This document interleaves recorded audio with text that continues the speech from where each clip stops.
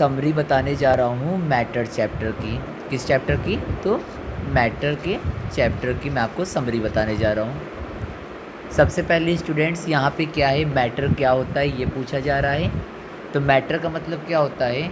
Matter का मतलब होता है कोई भी ऐसी चीज़ जो जगह को घेरे, जिसका कुछ वज़न हो, वो चीज़ है मैटर। सारे मटेरियल्स बने हुए हैं मैटर से। फिर इसके बाद बात करें मास क्या होता है। तो मास का मतलब amount of matter contain in an object. कोई चीज़ में कितना मैटर है वही उसका मास है। मास को हिंदी में वजन कहते हैं। ये क्या चीज़ है? कोई एक बॉक्स है, इसमें कितना मैटर है, हाउ मच मैटर इसमें प्रेजेंट है, वही इसका क्या है, मास है। आया समझ में? बट क्या होता है वेट? आपको पता है वेट क्या होता है? मैं बताया ये कि ये जो मैंने बॉक्स बनाया, इसमें कितना मैटर, ये बॉक्स कितना है, ये कोई भी चीज़, तुम्हारा शरीर है, तुम्हारा शरीर में कितना मैटर है वही तुम्हारा वज़न यानी मास है। पर मास और वेट के बीच में कुछ ना कुछ अंतर होता है। दोनों का मतलब होता है वज़न। मास का मतलब वज़न, वेट का मतलब वज़न। पर वेट में तुम और क्या जोड़ दोगे? अब इसमें तुम ग्रेविटी को जोड़ दोगे। वेट प्लस ग्रेविटी का असर वो तुम्हारा आता है वेट। पर कोई चीज़ में कितना मास है उसी को तुम क्या कहोगे? किसी चीज़ में कितना मैटर है वही तुम्हारा मास है। कोई मास को जब तुम ग्रेविटी के साथ जोड़ दोगे तो तुम्हारा बन जाएगा वेट। ये चीज़ क्लियर है? मास के साथ ग्रेविटी, वेट, केवल मास, तुम्हारा मैटर का मास आ जाएगा। किसी चीज़ में कितना मैटर है वो तुम्हारा मास है। तो मैंने बताया कोई भी ऐसी चीज़ जिसका कुछ वज़न हो, जो जगह घेरे, वो चीज़ मैटर होता है। सारे मटेरियल मैटर से बने हुए हैं। कोई चीज़ में कितना, किसी ऑब्जेक्ट में कितना मैटर है वही उसका मास होता है। कोई चीज़ में कितना मैटर होता है वही उसका मास होता है। The amount of space occupy by an object is called volume. Volume क्या होता है?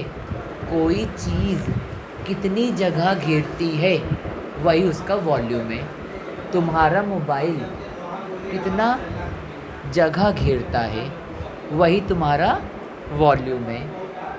तुम्हारे बोतल में कितना पानी आ सकता है वही तुम्हारा वॉल्यूम है। आया समझ में? What is volume? Just one second. मैंने आपको वॉल्यूम बताया। क्या होता है वॉल्यूम? कोई चीज़ कितनी जगह घेर रहा है वही उसका वॉल्यूम है। देखिए दो चीज़ है। Anything that occupy space and has mass is called matter. What is mass? If any object have matter, how much matter the object have is called mass, and the area which occupied by any substance are called its volume। तुम्हारी गाड़ी कितनी जगह लेती है वो उसका volume हुआ। तुम्हारी गाड़ी के अंदर कितना मैटर है वो उसका मास हुआ। एंड तुम्हारी गाड़ी क्या मैटर है? तो है, क्योंकि वो जगह घेरती है, उसका कुछ वज़न होता है। यहाँ तक क्लियर है? आगे समझिए। मैटर को बांटा गया है फिज़िकल स्टेट में और केमिकल स्टेट में। फिज़िकल स्टेट और केमिकल स्टेट के हिसाब से बांटा गया है, या केमिकली वो कैसे बना है उसके हिसाब से बांटा गया है। आगे पढ़ते हैं। फिज़िकल स्टेट के आधार पे मैटर बांटा गया है सॉलिड, लिक्विड, गैस में। जो तुम्हारा मैटर है उसको बांटा गया है पहला तो सॉलिड में, लिक्विड में और गैस में। सारे छोटे छोटे बच्चे जानते हैं क्या होता है सॉलिड, लिक्विड, गैस। पर यहाँ पे एक बेसिक बता दिया गया है। सॉलिड के मॉलिक्यूल बहुत ही ज़्यादा टाइटली पैक्ड होते हैं। यानी सॉलिड जो है ना, इसके जो भी मॉलिक्यूल्स हैं, जो भी इसके एटम्स हैं, वो बहुत ही ज़्यादा पास पास, बहुत ही एक दूसरे के साथ सटे हुए होते हैं। आया समझ में?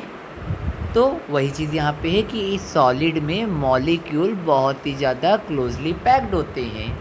आगे क्या बताया जा रहा है they have fixed position and can vibrate only about their fixed position. जो सॉलिड के ये मॉलिक्यूल है ना, सॉलिड के जो ये मॉलिक्यूल है, जो ये सॉलिड के मॉलिक्यूल है, इनकी पोजीशन क्या होती है? फिक्स होती है। बस ये जो हैं वो केवल वाइब्रेट करते रहते हैं। जैसे कोई एक लड़का है, उसके इर्द गिर्द ढेर सारे लोग खड़े हो गए, तो क्या वो एक जगह से दूसरी जगह पे जा पाएगा? आप अगर इस इंसान पे फोकस करो, मान लो इनके बीच में ये वाला इंसान था आपका, इसके अराउंड जो है ढेर सारे लोग खड़े हो गए, मान लीजिए इसके आगे कुछ खड़े हो गए, कुछ पीछे खड़े हो गए, तो अब बताइए क्या ये कहीं पे मूव कर पाएगा? नहीं, पर ये ऐसे ऐसे हिलता रहेगा, वाइब्रेट करता रहेगा। सॉलिड में भी यही होता है। इतने मॉलिक्यूल्स, ये तो एक तरफ बताएं, इसके ऊपर ढेर सारे मॉलिक्यूल हैं, कुछ ऐसे, इसके ऊपर कुछ मॉलिक्यूल्स हैं, कुछ इसके नीचे मॉलिक्यूल्स हैं, तो इसके बीच में वाला है तो कैसे होगा? एक बीच में है, अब इसको बनाना थोड़ा सा मुश्किल होता है, पर मान लीजिए इसके, मैं इस तरह बनाऊँगा इसको, मान लीजिए ये सबसे नीचे वाला बेस है, फिर यहाँ पे एक मॉलिक्यूल है और इसके ऊपर भी है, इसके साइड में भी है। अब बताइए ये कहीं पे जा पाएगा? नहीं जा पाएगा, ये बस अपनी जगह पे ही लेगा। तो मैटर के फिज़िकल स्टेट में आता है सॉलिड, जिसका कोई मूवमेंट नहीं होता है, वो जो है केवल अपनी जगह पे फिक्स रहता है और वाइब्रेट करता रहता है। आया समझ में? अच्छा, पर इसको अगर आप ज़्यादा टेम्परेचर देने लग जाओ, तब क्या होगा? इसकी एनर्जी इतनी ज़्यादा बढ़ जाएगी, इतनी ज़्यादा वाइब्रेट करने लग जाएगा कि आसपास के लोगों को दूर भेज देगा। जैसे मान लो एक इंसान है, वो बैठे बैठे जब उसे घुटन होने लगती है तो लोगों को धक्का उक्का दे के अलग हो जाता है ना। जब तुम सॉलिड को हीट दोगे तो उसको घुटन होने लगेगी, उसके पार्टिकल को, वो एक दूसरे को दूर फेंकने लगेगा, एनर्जी ज़्यादा हो जाएगी। और जब पार्टिकल के बीच में इंटरमॉलिक्यूलर स्पेस बढ़ता है तो सॉलिड से लिक्विड में कन्वर्ट हो जाता है, तभी तो उसके बीच में गैप होता है। और जब और ज़्यादा गैप बढ़ेगा तो वो गैस में बदल जाएगा। आया समझ में? जो इंटरमॉलिक्यूलर फोर्स ऑफ अट्रैक्शन होता है वो बहुत स्ट्रांग होता है। क्या होता है intermolecular force of attraction? Intermolecular force of attraction क्या होता है? जैसे कि मैंने एक लोगों को बहुत टाइट से पकड़ा है, दूसरा इंसान ने मुझे बहुत टाइट से पकड़ा है, वो चाह कर भी छूटेगा नहीं, तो वो हुआ intermolecular force of attraction strong. जैसे तुम लोग यहाँ पे एक पेन ले लो, तो ये पेन का क्या करो, मैंने ये पार्ट को क्या किया, बहुत ही टाइटली, ये देखो सॉलिड है, ये पेन का एक सॉलिड हिस्सा है, इसको अच्छे से पेन बना लेते हैं कुछ ऐसे, ये पेन है ना। अब मैंने क्या किया, पेन का केवल मैं ये पार्ट पकड़ूंगा। कौन सा पार्ट पकड़ूंगा? मैं ये वाला पार्ट पकड़ा और मैं इसको ऊपर किया, तो देखोगे मैंने एक किनारा ये था, एक किनारा ये यहाँ पे थी पेन आपकी, मैंने इसका एक किनारा पकड़ा और उसको ऊपर नीचे किया, तो पूरी पेन मूव कर रही है कि नहीं मूव कर रही है? क्योंकि एक दूसरा पार्टिकल बहुत ही टाइटली एक दूसरे को पकड़ा हुआ है। पर लिक्विड में क्या होता है, मान लो ये लिक्विड की बूंदें हैं, पानी की बूंदें हैं, मैंने क्या किया, उसमें उंगली डाला, तो एक दो पार्टिकल जो है उसमें के जो है आपस में मेरी उंगली में लग जाएंगे, फिर उसको जैसे ही हटाएंगे तो हटेंगे, पर और पार्टिकल ऐसे ही पानी के रह जाएंगे। पानी इसमें मैंने बोतल में डाला, उंगली निकाला, तो थोड़ा सा पानी की बूंद लग जाएगी मेरे हाथ में जो ये लगी हुई है, बाकी पानी तो उसी में रह जाएगा ना। ऐसा तो नहीं ना कि मैं इस तरह उंगली डालूंगा तो पूरा पानी ऊपर आ जाएगा जेली की तरह, नहीं आएगा। बाकी बात करें अगर गैस की, तो गैस के पार्टिकल तो बहुत ज़्यादा दूर दूर होते हैं, मैं किसी एक पार्टिकल को जैसे ही पकड़ूंगा तो दूसरा पार्टिकल से कोई लेना देना नहीं है। तभी तो हाथ में हवा पकड़ के देखो, धुआं पकड़ के देखो, पकड़ में आएगा? नहीं आएगा, क्योंकि उसके पार्टिकल एक दूसरे को पकड़े ही नहीं हैं। सॉलिड के पार्टिकल एक दूसरे को बहुत टाइटली पकड़े हैं, तभी एक पार्ट ऊपर करोगे तो your another part of your solid object also go to upward direction. But when we pour your finger inside the cup of a water, only few droplets are attached with your finger and remainings are remain inside the cup. And if you want to catch some smoke particle, you are unable to catch any smoke particle because the intermolecular force of attraction is very strong in solid, lesser in liquid, and very weak force of attraction is observed inside the gas. Okay, आगे पढ़ते हैं क्या है कि यहाँ तक हो गया. And the intermolecular space. What is intermolecular space? दो पार्टिकल के बीच का स्पेस. मान लो सॉलिड है तो सॉलिड के बीच में कोई खाली जगह दिख रही है? नहीं दिख रही. पर लिक्विड में क्या होता है, थोड़ा सा आपको खाली स्पेस देखने को मिलेगी, थोड़ी ना थोड़ी खाली स्पेस देखने को मिलेगी. And what about gas? Gas में तो खाली स्पेस बहुत ज़्यादा दिखेगी. ये खाली स्पेस को क्या कहेंगे? We call it intermolecular space. The attraction between two molecule of solid, liquid और gas called as intermolecular attraction, and the remaining space between two particles called as intermolecular space. आया समझ में? तो सॉलिड में intermolecular space ज़्यादा बहुत कम होती है. मॉलिक्यूल इसके negligible. The molecules in a solid is negligible. मतलब जो मॉलिक्यूल होते हैं सॉलिड के, उनके बीच में जो स्पेस होती है वो ना के बराबर होता है. नेग्लिजिबल मतलब ना के बराबर. तो अभी तक मैंने आपको सॉलिड के बारे में कुछ बातें बताई. जो आपका सॉलिड होता है, मैंने क्या बातें बताई उसको मैं थोड़ा सा हाईलाइट करूँगा. मैंने आपको ये बताया कि जो सॉलिड होता है ना, उसके मॉलिक्यूल बहुत क्लोजली पैक्ड होते हैं, उसकी पोजीशन फिक्स होती है, वो केवल वाइब्रेट करता है अपनी फिक्स्ड पोजीशन पे. इंटरमॉलिक्यूलर फोर्स ऑफ अट्रैक्शन बहुत ही ज़्यादा स्ट्रांग होता है. इंटरमॉलिक्यूलर स्पेस उसके मॉलिक्यूल का ना के बराबर होता है. यहाँ तक क्लियर हो गया. अब we are going to discuss about liquid. Liquid क्या होता है? मॉलिक्यूल जिसके पार्टिकल बहुत ही ज़्यादा क्लोजली पैक्ड नहीं होते हैं. लिक्विड के पार्टिकल मैंने बताया था ना, ऐसे लूजली पैक्ड होते हैं, उनके बीच में खाली स्थान, खाली स्पेस होता है. तो ये कैसा पैक्ड है? लूजली पैक्ड है. Molecule of liquid are not tightly packed. ये क्लोजली पैक्ड नहीं होते हैं. साथ ही साथ जो लिक्विड होता है ना, वो उसके पार्टिकल एक दूसरे पे स्लिप करते रहते हैं, ट्विस्ट करते रहते हैं. आया समझ में? पार्टिकल ऑफ लिक्विड जो है एक दूसरे के ऊपर स्लाइड और स्लिप करते रहते हैं.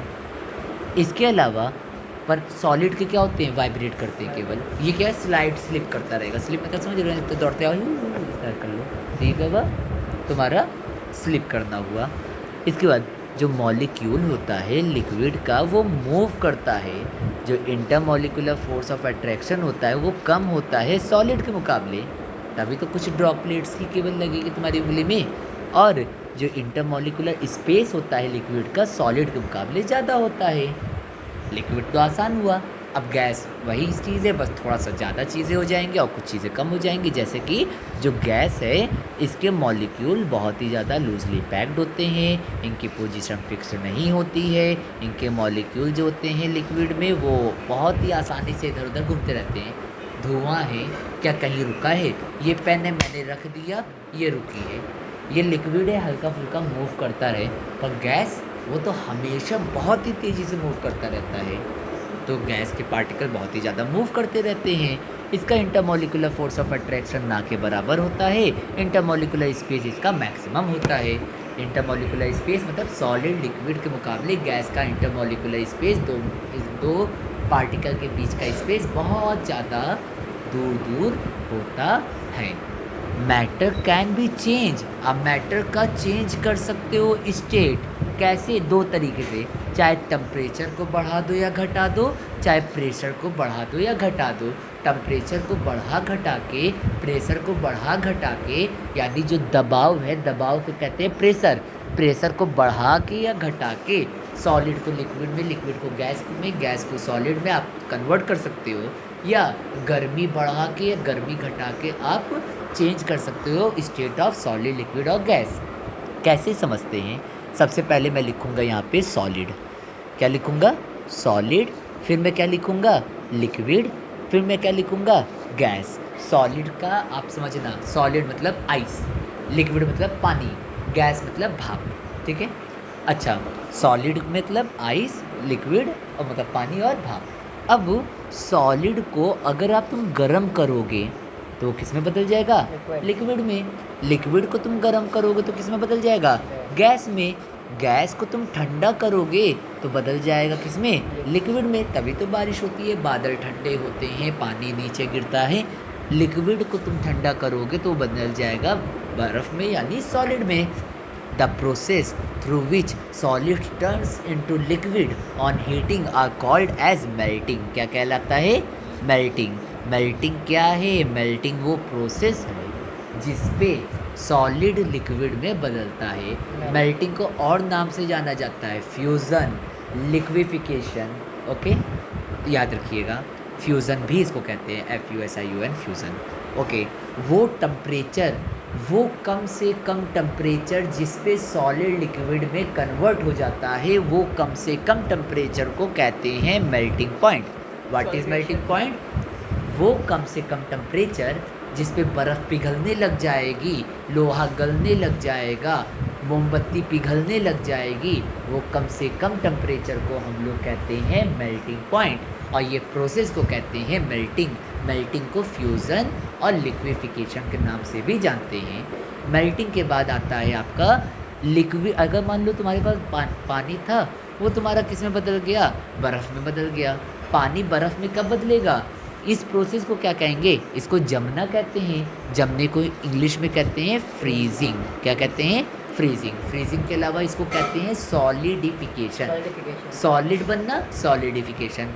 पानी बनना, लिक्विड बनना, लिक्विफिकेशन। Solidification, liquefaction. सॉलिड से लिक्विड, लिक्विफिकेशन। लिक्विड से सॉलिड, सॉलिडिफिकेशन। वो कम से कम टेम्परेचर जिस टेम्परेचर पे liquid turns into solid, that minimum temperature are called as freezing point. क्या कहलाता है? फ्रीजिंग पॉइंट वो होता है जिस पे तुम्हारा पानी बर्फ़ में यानी पानी लिक्विड सॉलिड में बदल जाता है। यहाँ तक क्लियर हो गया। अब इसके बाद लिक्विड से गैस समझते हैं। लिक्विड से गैस की प्रोसेस को क्या कहते हैं? इसको कहते हैं हम लोग वेपराइजेशन।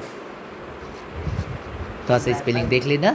वेपराइजेशन यानी वेपर में बदलना। इसको हम लोग बॉइलिंग के नाम से भी जानते हैं, इसको हम लोग एवापोरेशन के नाम से भी जानते हैं।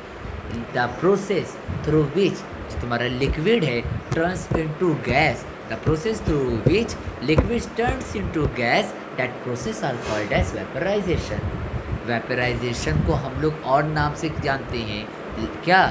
तो पहले गैसिफिकेशन कह दो, एवापोरेशन कह दो, बॉइलिंग कह दो। ठीक है, याद रखना, जो तुम्हारा एवापोरेशन है वो किसी फिक्स टेम्परेचर पे नहीं होता है।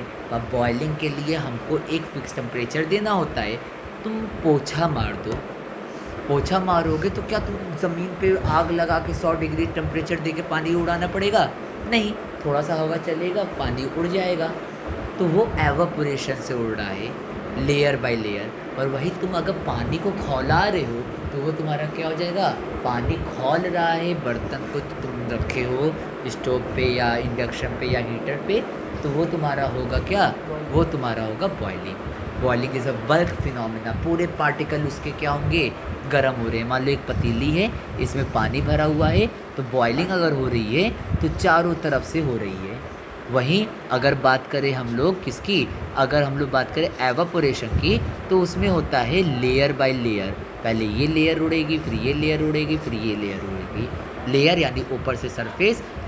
Evaporation is a surface phenomena, boiling is a bulk phenomena. आगे की क्लासेस में आप पढ़ोगे। अच्छा, वेपराइजेशन, बॉइलिंग, एवापोरेशन समझ में आ गया। ठीक है, वो टेम्परेचर जिस टेम्परेचर पे लिक्विड गैस में बदल जाता है उसको कहते हैं बॉइलिंग पॉइंट। क्या कहते हैं? Boiling point. वो कम से कम टेम्परेचर जिस पे लिक्विड गैस में बदल जाता है उस कम से कम टेम्परेचर को हम लोग कहते हैं बॉइलिंग पॉइंट। फिर बात करते हैं गैस की। गैस से लिक्विड में बदलने की प्रोसेस को कहते हैं कंडेंसेशन। क्या कहते हैं? कंडेंसेशन। क्या कहते हैं? कंडेंसेशन। बादल की जो हवा है वो पानी की बूंदों में बदलती है कंडेंसेशन प्रोसेस की मदद से। यहाँ तक आया समझ में? अब वो प्रोसेस जिसमें गैस डायरेक्ट बदल जाता है किसमें? सॉलिड में। क्या मैंने बोला? गैस डायरेक्ट बदल एक जाता है ऐसा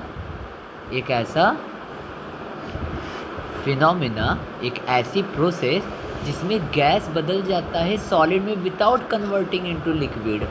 this process are called as क्या? तो इस प्रोसेस को कहते हैं हम लोग सब्लिमेशन। क्या कहते हैं? सब्लिमेशन। एक ऐसी प्रोसेस जिसमें कोई चीज़ को तुमने जलाया, जैसे कैम्फर यानी कपूर जो पूजा वगैरह में यूज़ किया जाता है, या ओडोनिल आता है ना जिसको रूम फ्रेशनर की तरह यूज़ किया जाता है, वो रहता है सॉलिड फॉर्म में, वो पानी में नहीं बदलता है, वो डायरेक्टली गैस में बदल जाता है। आप it is a process through which solids directly turns into liquid on heating are called as क्या?